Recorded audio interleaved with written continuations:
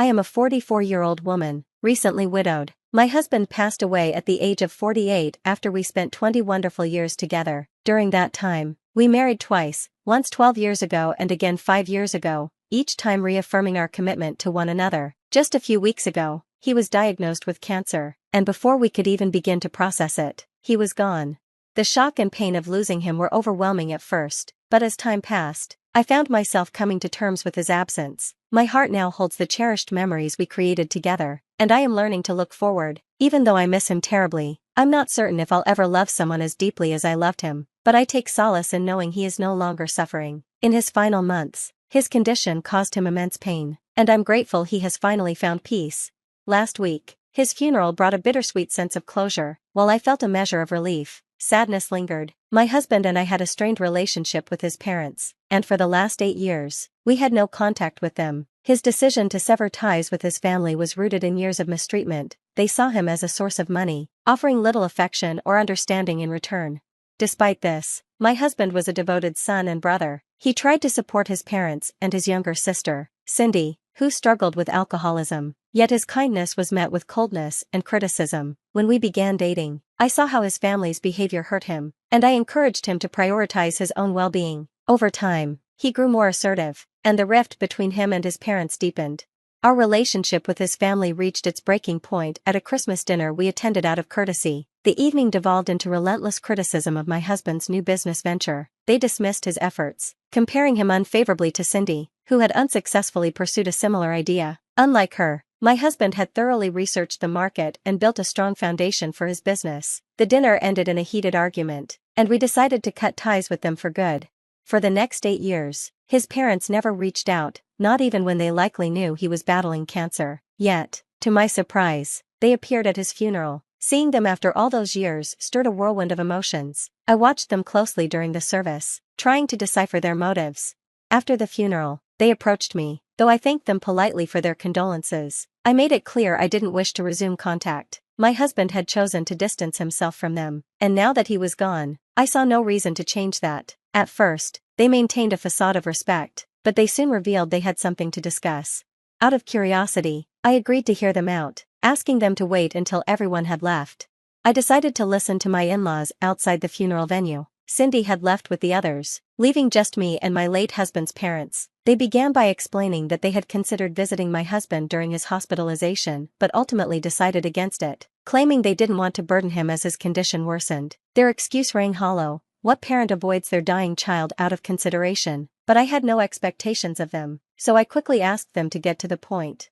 Their hesitation confirmed my suspicion. They weren't there just to grieve. I assumed they wanted closure or to address lingering regrets, but I also suspected another motive: my husband's inheritance. I informed them that all his affairs had already been settled. Everything had been arranged legally before his passing, and it was clear that I would be the sole heir. When they finally broached the subject of the business, I saw through their intentions. They wanted Cindy involved, but I firmly refused. My husband's business had been his dream, and I had supported him every step of the way. Cindy, who had neither the expertise nor the commitment, had no place in it. After a tense silence, they shifted their focus to our home, expressing a desire to take ownership. They claimed the house was too big for me to live in alone and suggested they could move in while renting out their own property for additional income. Hearing this, I was outraged. After 8 years of silence, they showed up at the funeral, only to make such audacious demands. I told them to leave, unable to contain my anger any longer. When they protested, claiming they just wanted a calm discussion, I responded coldly. Their audacity to demand respect after years of neglect toward their son was infuriating. They accused me of manipulating my husband and cutting them off from his life. When they threatened to sue for his estate, I reminded them of the will. Everything was explicitly left to me. As I drove home, seething, I suddenly remembered the video my husband had recorded for his parents. We had prepared it together about a month before he passed. The realization hit me like a wave, and I knew I needed to show it to them. A few days later, after I'd had time to process, I went to their house unannounced. They seemed both surprised and reluctant to see me, but curiosity won out when I told them my husband had left a message for them. We sat in their living room, and I played the video. On the screen, my husband spoke candidly about the pain his parents had caused him. He detailed their favoritism towards Cindy, their dismissal of his ambitions, and their neglect during crucial moments of his life. He recounted their refusal to support his education and their extravagant indulgences for Cindy, contrasting their lack of care for him.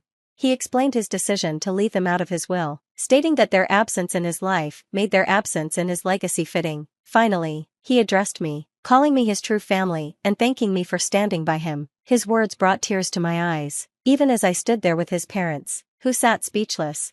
When the video ended, I calmly told them that if they pursued legal action, this video would be used as evidence of his wishes. Their response was predictable. They accused me of cruelty for showing them the video while they were grieving and even suggested I had edited the footage to manipulate the narrative. Their refusal to take accountability only deepened my conviction that I had done the right thing.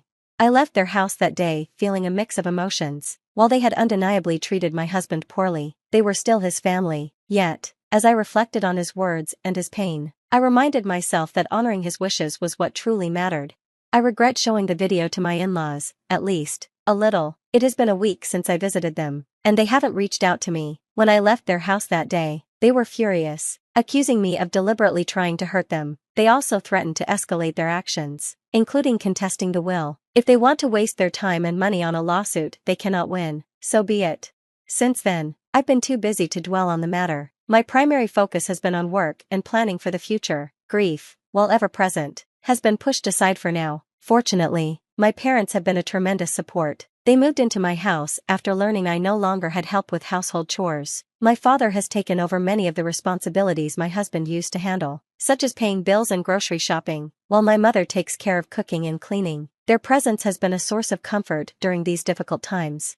Meanwhile, my in-laws decided to contest my husband's will. I learned this from my lawyer, though I wasn't particularly surprised. Shortly after, I received an email from them accusing me of using the video maliciously. They claimed it failed to deter them because they believed my husband's estate and business naturally belonged to them as his blood relatives. Their argument, while emotional, holds no weight legally.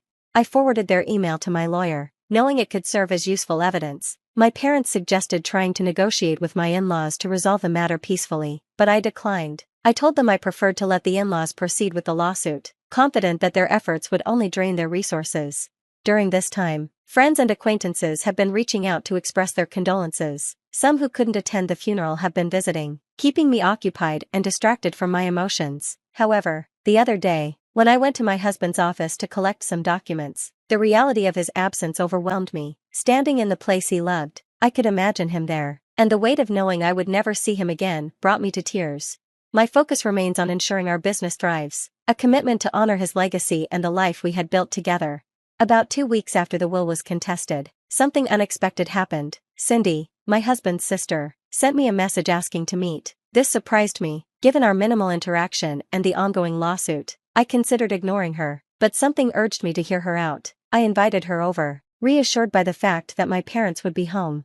When Cindy arrived, she brought flowers and offered heartfelt condolences, saying she hadn't been able to express her grief at the funeral due to the chaos. Her demeanor was surprisingly warm, starkly different from the impression I had of her as selfish and loud during past family gatherings. She revealed she had quit drinking years ago and had worked hard to change her life.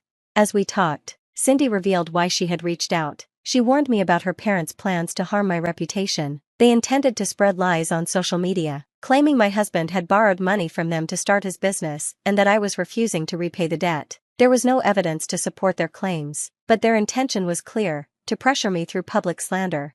Cindy apologized for her parents' actions and for not reaching out sooner. She admitted she regretted her past behavior toward her brother but had been too ashamed to reconnect while he was alive. She broke down in tears, and my father stepped in to comfort her. When she left, calmer, I reassured her that her brother would have appreciated her efforts to change. This conversation gave me a new perspective on Cindy. While I had resented her in the past, I now saw that she, too, had suffered from their parents' lack of genuine care. Neither she nor my husband had truly received the love they deserved, and that realization filled me with sadness for both of them. I informed my lawyer about the in-laws' social media plans and decided to wait for them to act before responding. True to form, they soon made a defamatory post online. I immediately sent them a legal warning, threatening a defamation suit if they didn't take it down. To my slight disappointment, they removed the post quickly, perhaps realizing Cindy's willingness to testify against them made their position untenable. Though they continued to insist they wouldn't give up, I blocked their email address. I no longer have the energy to engage with their antics. For now, I'll let them act as they please. With Cindy no longer on their side, they've become increasingly isolated. I sincerely wish them well, not out of forgiveness, but because they seem incapable of finding peace. From this point on, I plan to focus on my own life and watch from a distance as they navigate the consequences of their actions.